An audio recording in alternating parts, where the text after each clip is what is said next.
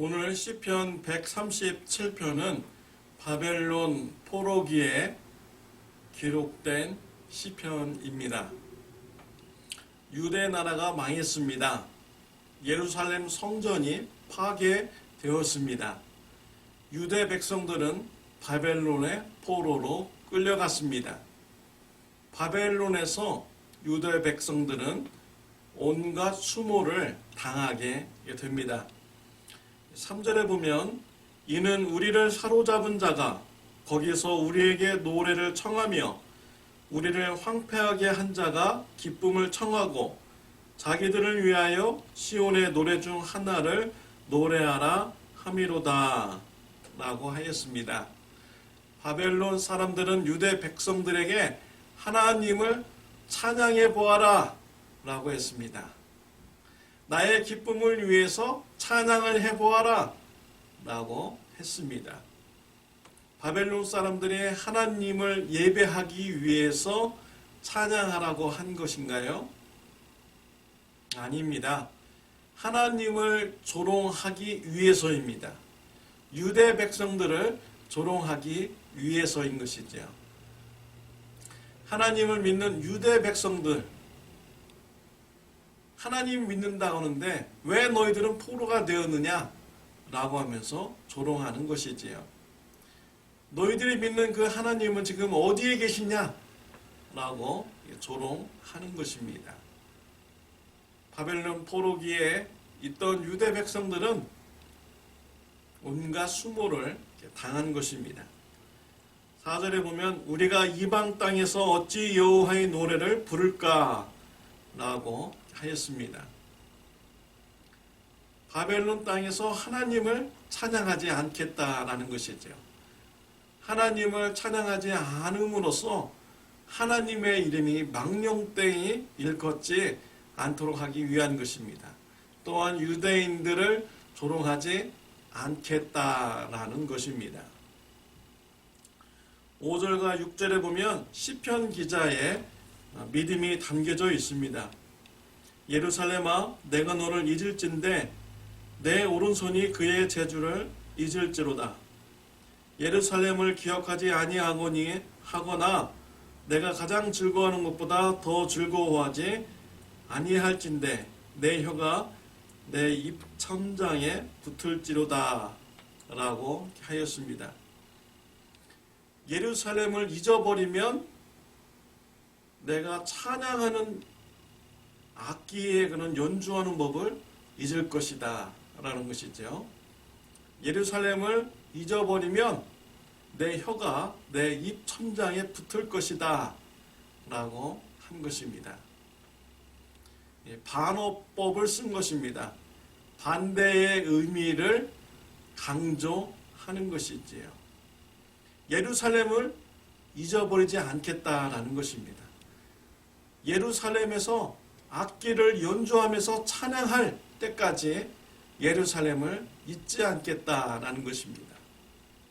예루살렘에서 내 입으로 하나님을 찬양할 때까지 예루살렘을 잊지 않겠다라는 반어법으로 강조를 한 것입니다. 이 말씀을 보면 시편 기자의 믿음을 알 수가 있는 것입니다. 시편 기자는 하나님께서 반드시 이스라엘 백성들을 해방시켜 주실 것을 믿었습니다. 예루살렘을 회복시켜 주실 것을 믿었습니다. 예루살렘으로 다시 돌아가게 할 것을 믿었어요.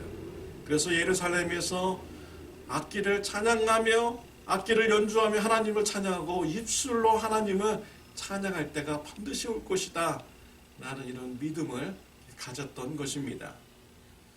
7절부터 9절까지는 믿음에 근거하여서 심판날을 바라보았습니다. 7절에 보면 하나님께 에돔 족속을 심판하여 달라고 간구하였습니다. 왜냐하면 예루살렘이 어려움을 당할 때 에돔 족속이요 바벨론에게 예루살렘을 헐어버리라, 그 기초까지 헐어버리라 라고 말하였다라는 것입니다. 에돔 족속은 유대 백성들의 멸망을 기뻐하였고 원수에게 예루살렘을 완전히 헐어버리라고 말을 했던 것입니다. 에돔 족속의 조상은 에서입니다. 에서는 야곱의 쌍둥이 형인 것이죠. 에돔 족속과 이스라엘은 형제 국가인 것입니다. 유대 백성들이 어려움을 당했을 때 안타까워해야 되죠. 에돔 족속은요. 그런데 그들은 비겁하게 원수들에게 가서 예루살렘을 기초까지 헐어버리라고 얘기를 한 것입니다. 이런 것을 하나님이 기억하셔서 에돔 족속을 심판해 달라고 간구를 하고 있습니다. 또 8절부터 9절은 바벨론을 심판해 달라고 간구합니다. 바벨론이 유대 백성들에게 행한 것 같이 똑같이 심판해 달라고 간구합니다. 바벨론 사람들은 유대의 어린아이까지 맺히면서 심판을 했어요. 그와 같이 똑같이 바벨론을 심판해 달라고 간구를 하고 있습니다. 이와 같은 심판의 간구는 하나님께 대한 믿음 가운데서 나온 것입니다. 하나님께서 유대 백성들을 회복시켜 주시고 예루살렘으로 다시 돌아갈 것이라는 그 일을 이루실 것이라는 이런 믿음 가운데서 예루살렘을 심판하였던 바벨론을 하나님께서 심판하실 것이다. 에돔 족속을 하나님께서 심판하실 것이다. 라는 이런 믿음 가운데 나온 것입니다. 이 바벨론 포로기는요, 유대 백성들이 하나님 앞에 바로 서지 않았기 때문에 당한 책망입니다. 우상을 섬겼기 때문에 받은 심판인 것이지. 하나님께서는 바벨론 포로기를 통하여서 유대 백성들을 더욱더 정결한 신앙, 순결한 신앙으로 연단시키고 예루살렘으로 다시 돌아오게 하려는 이런 구원 계획을 가지고 있었던 것입니다. 바벨론 포로기의 이 시편 기자는 하나님을 향한 철저한 믿음을 가지고 하나님께 소망을 가졌습니다. 저와 여러분들도 신앙생활을 하다 보면은 하나님으로부터 책망받을 이런 때가 있습니다. 하나님의 말씀에 불순종해서 책망받을 때가 있지요. 그럴 때 우리가 어떻게 신앙생활을 해야겠습니까? 오늘 시편 기자와 같이 책망받을 때 하나님을 향한 믿음을 가져야 됩니다. 하나님을 향한 소망을 가져야 됩니다. 책망을 받는 시기에 주위 사람들로부터 하나님 믿는 당신이 왜 그 모양이냐, 왜 그렇게 어렵게 됐느냐 라고 이렇게 조롱을 받을지언정 하나님께서 나를 반드시 정결케 해주시고 다시 회복시켜 주실 것이다 라는 이런 믿음을 가져야 되는 것이죠.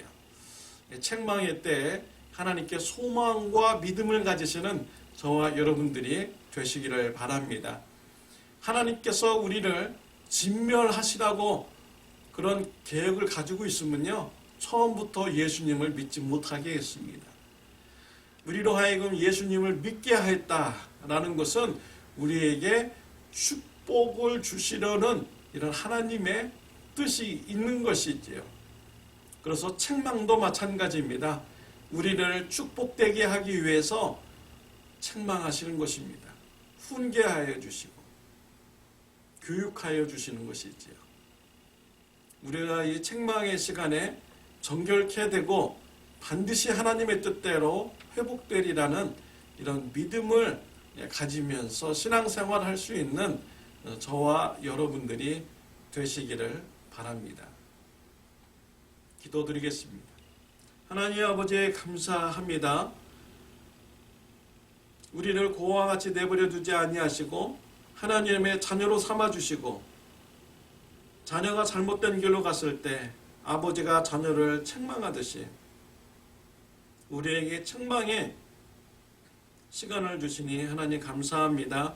이 책망의 시간의 때 하나님을 향한 믿음 갖게 해주시고, 하나님께서 우리를 정결케 해주시고 다시 회복시키시라는 이런 믿음과 소망을 가지는 저와 우리 성도님들 되게 하여 주옵소서. 예수님의 이름으로 기도드렸습니다. 아멘.